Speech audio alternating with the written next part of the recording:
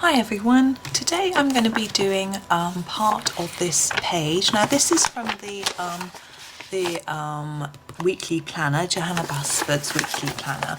This is a page from Ivy and Inky Butterfly, and it's quite a complex page. There's a lot going on, and I know that it can be quite daunting as a page to do. I have done a version of this page in the original book, so I don't feel quite as daunted by it, but I thought I would do just one element from this page for you today to sort of get you started, and I might do a few other elements as well in other videos so that you can have a go. What we're going to do is this one, so I'm going to zoom in a little bit and try and get it into the center of the picture. I think that's as far as we can go to get it all in. Now for me, this is a mirror.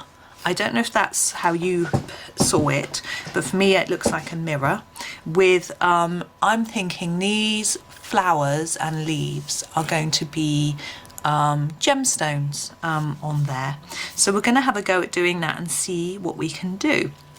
Now with gemstones, before we start, I'll just give you a little idea. Now when I'm choosing colours for stones, let me show you. For example, let's look at these two pencils. These are both Polychromos pencils. Now, I would never do a gemstone in that colour. It's a very milky, opaque colour. Whereas this one, I could see is looking a bit more transparent. So it would look more see-through for a gem, and it's a nice dark colour. So we're going to use this colour. We're certainly not going to use this colour. Okay, so just to tell you what this is a Polychromos pencil, and this is a Blueish Turquoise. So we're going to use this once I've sharpened it.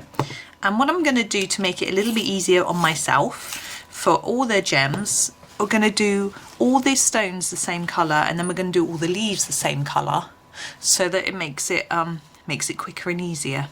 Now there are different ways you can colour things to make them look gem-like. Using a white pen to create shine is always good, but also creating a gradient in colour. So I'll show you with this one. I'm going to make the centre the same colour.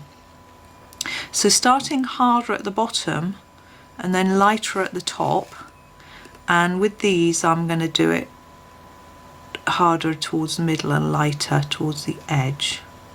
Now that makes it look like it's got a tiny bit of shine already. And then when we get our white gel pen out, we add some dots of white for reflection. It can look even more shiny. So it's just about giving the illusion that we've got a gem here. Now this one is a different shape altogether, but I'm going to use a similar technique for colouring this because it's simpler. And I hope you're liking this colour. I rather like it. These two I'm going to colour as leaves, and these circles and bits I'm going to colour as if they're metallic, so that'll be a little bit different as well. Now we've got a lot going on this page, lots of gems and metallics, and that's why it can be a little bit scary, I think. Now for me, I've mastered metallics to a level that I'm happy with. I've seen much better versions than mine, but I'm happy. So that's good. Gemstones a little trickier, I find, but hopefully we can get a good idea. I'm just doing all of these in the same way. Now this one has got a sort of gemstone in the middle, so I'm gonna colour it like that, so it's lighter on the outside. We could do each little facet, I think they call them, in a slightly different angle, but it's quite small and we're trying to keep it simple. Why not keep it a bit easier for ourselves? Also, these have got this little bit on the edge. I'm ignoring that. It's just too much to cope with. We're just gonna ignore it. I mean, what it probably is supposed to be the bit you use to hold the gem in place, like on a ring. You might, I think it's called a claw, to hold a gem in place. I think it might be supposed to be that. So we're just doing them all in the same way, and then we've got this one to do. Now what I find, and the good approach with a page with lots and lots of detail like this, is to try to just concentrate on the one item that you are colouring. Do not try and think about everything else that's going on. So we've got a bowl here, a diamond here, a top of a spoon here, we've got another gemstone here, we've got a coin up here and something there. Don't think about that. Just concentrate on your own little thing. Johanna Basford often talks about small victories, and she has pictures made up of lots of small pictures. Think of it as one of those. So approach each little piece as its own separate picture, and that will help you, I think. And also I find once I get started, that helps me. With this page too, you could do the background first, because the background is, you don't have to do a background at all, of course, but the first version of this I did, or the only other version I did, was I did a red background. I used a red Posca pen to make it look like all the jewellery was sitting on a red velvet cloth. And I'm just checking I've done all of those, and I think I have. I'm going to grab a green. Now for greens with gemstones, I like the more bluey greens, say like this emerald green, that sort of colour. This one's a little bit light. I'm going to go for a darker one if I don't drop my pencil. I can't see the names on these. This one is 264. Of course my greens are short. I think all of us who are fans of Johanna have very short greens. This is a dark phthalo green. And I'm going to do the leaves in exactly the same way. So starting with a dark bit and just moving lighter. And I'm used to doing the darker bit nearer to the, as if I would colour a normal leaf really. I mean, you don't have to do, you can, there are lots of ways of colouring gems, and actually I learnt a lot from Helen Elliston's books. She's got really good tutorials on gemstones and lots of detail. Also Jennifer Zimmerman, she's got some gemstone tutorials on her YouTube channel and in her book. Amazing. But they are very complex and there's lots of detailing, which is brilliant if you've got a big gemstone like this one, but these are teeny, and of course they don't even have to be coloured as gemstones, so we're keeping it really, really simple. I think as simple is the way to go for this. If you've got a big area, then go and have a look at their YouTube channels. I don't know if Helen Elliston actually has YouTube. I'm not sure. She her books are very reasonably priced. I'll pop a link in actually. I'll just make a note now so I remember. I'll put a link into both their books and you can go and have a look. I've got reviews actually, that'll be the best way. If I send you to my reviews of those books, I do a flip through and you'll be able to have a look at the actual pages and see whether you like what they do. Okay, that's what I feel is enough for the gemstoney bit. We're going to add our white pen at the end. We're not going to do it now. The next bit I'm going to do is the metal, not the actual mirror bit, but the metal. Now I use cold greys for my metals. I find they look better. Some of them are missing from my tin because I'm using them for something else. So I'm going to grab my cold grey 4. I'm just going to sharpen and show you. Just having a think. I think we're okay. And I'm going to do it behind here as if there's a metal piece, and I'm going to do a harder layer around the gemstone as if it's a bit of shadow, and then do a lighter bit towards the edge. But I'm going to try and leave bits of white here and there to make it look a bit more shiny. I'm not sure that really worked, but we'll try this one as well. So and see. So try and leave a bit more white. The more the art we're doing metallic is to leave white. So what I'm going to do with this one is actually leave some white here and there. So do a darker bit there, and then fade it out, and then fade it back in, and then fade it out. So I'm hoping that looks a bit more metallic. Now we've got a lot of circular bits, and I'm going to try and make those look like little metallic balls by making them look like they've got a little bit of shine in the middle. So the idea is that I go around the outside hard with lots of layers, and then come into the centre and do less. Now I may add a dot of white to really emphasise that with my white pen once we get that out. We'll get that out at the end. Very obvious why I'm leaving it to the end, because it's pen, I'm messy, and I'll smudge it. So yes, you can sort of do it as you go along, but you have to wait then for it to dry, and I probably forget anyway. Okay, so we're going all the way around, just little circles. I've just realised we've missed a petal there. Just colour that in with our blue, and keep going round. So I hope you're all keeping well. Just to let you know that if you sometimes prefer a written tutorial rather than a video tutorial, or you know anyone that doesn't like video tutorials and prefers seeing photos and words, I've started doing some on my website. I'm trying to think what's on there.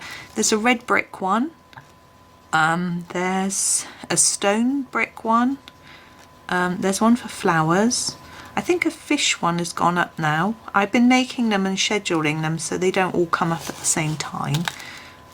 So those are there, and I'm trying to add to them. So if you know anyone that prefers written tutorials, or even if you do, check that out.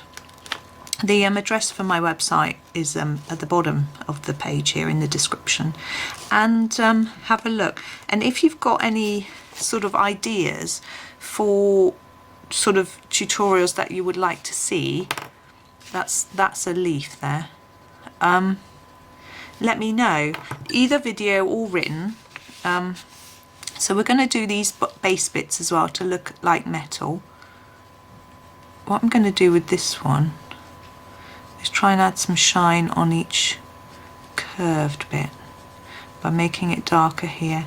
So yeah, drop me a note. Now I try and people will say to me, oh, can you do a video on this, that and the other? I try. Sometimes it's something I just don't feel confident in doing.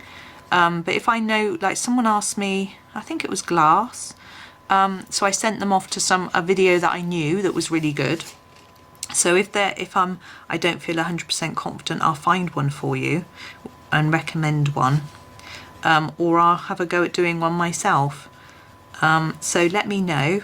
It's always good. I've always got loads of ideas. I'm never short of ideas on what to do, because there's so many books to have a go at. Hopefully that looks a little bit more shiny. Now we've got this very background bit underneath the edge, which I'm just going to have a go at. Now I want this to be, I think I want it to be slightly darker and, no, lighter. Let's make it a bit lighter than this, and make it inconsistent so that in some places it looks shiny, in some places it doesn't, so that it looks like it's sort of catching the light. And if it doesn't work, I can always go over it. So yeah, let me know what you want. Oh, also on my website there's a newsletter which you might want to have a look at. It just gives you a little bit of idea of what I've been up to, tells you about any new things I've put on the website maybe, or things like that. Just going to do a bit along there. This is quite rough, I'm just sort of sketching along, and then I'm going to have a look and see what it looks like. This looks a bit too pale there. So, and it like this time, the latest one that went out, or the last one that went out, had a link to information about a sale on pencils, which I thought might be interesting. It had information about some videos, different things that what I've been colouring, things like that. So I thought that might be good.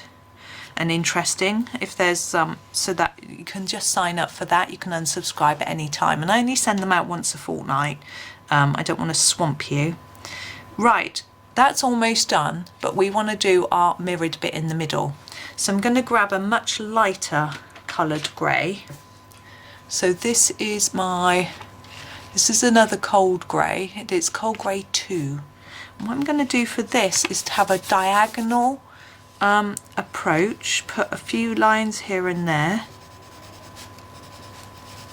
but leave quite a lot of white.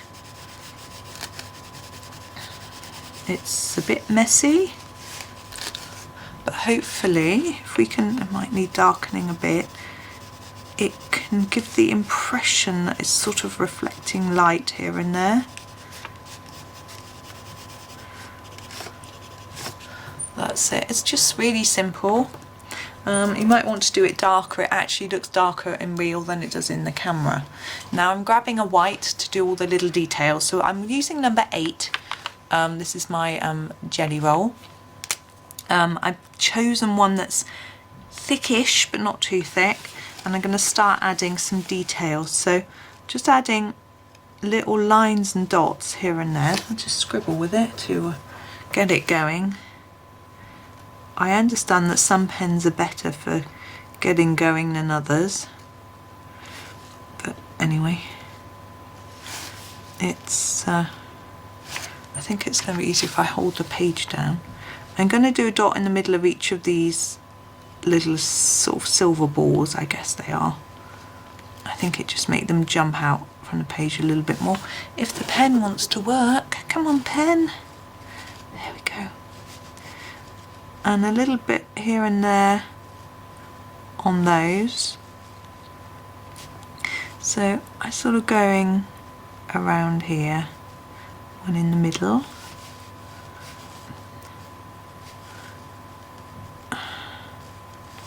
It just gives a little extra something if you can get it to shine. Come on pen. I wonder if it's running out.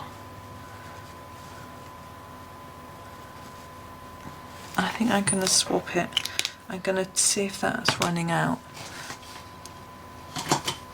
Here we go. Hopefully this one will work better. It usually does. Yeah, it's better. Now there are lots of different brands of gel pen. I actually talking about my website, I've written an article about uses for white pen, different things that you can do with it, why you would want to buy one. So you might find that interesting. It's just a bit different to things that I've done on video. I actually watched a great video. It was by, oh my gosh, yeah, somebody. It might come to me, and she was reviewing all the different brands of white pen that she had come across, and that was quite interesting. It's Sarah Renee Clark, I think that was her name, and she's in Australia, so she had access to different ones than I do. So that was quite interesting. That one's worth a watch. I'll give you a link to that one. Hang on. Just scribbling it down so I remember. But I rate these highly. But and actually, Sakura came up quite highly in her rating. But anyway, we finished that now. I hope you find that useful. Although it's quite simple and it isn't massively realistic, I still think it's quite, you can see what it's trying to be, and for me that's enough for this picture. It's so complex with such a lot of different things that I think, because it will be lost in all the detail, I think you'll be able to see, oh, there's a mirror there. So hopefully that's good. I hope you've enjoyed that one, and thank you very much for watching, and happy colouring.